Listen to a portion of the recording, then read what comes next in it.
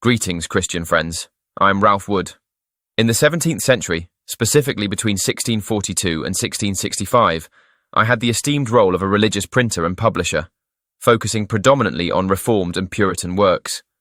Renowned Puritan books, such as John Bunyan's Sighs from Hell, and the entire collection of Daniel Cawdrey's works, printed upon the request of John Wright, are attributed to my name.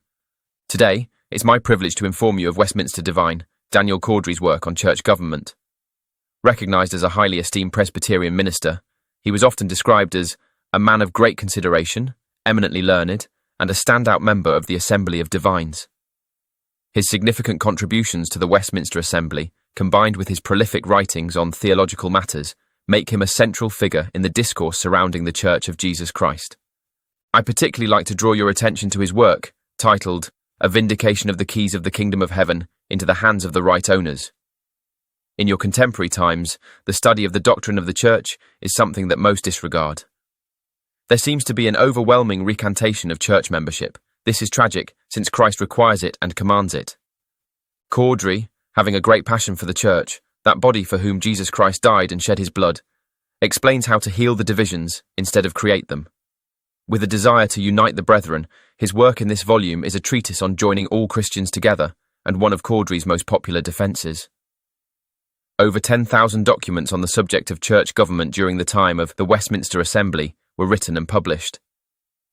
I can personally tell you, being a printer in my day, that such enormous publishing of that topic was no small feat with the tools we had at the time. But the topic was so important that it was thoroughly written on and debated. Cawdrey was among the most able writers in defence of Presbyterian government. In this work, Cawdrey deals with the issue of authority, power, rule, ordination, church planting, and lawful preaching. He writes against that well-known minister of New England Congregationalism, John Cotton. Cotton had written a number of tracts, and Cawdrey answers them ably.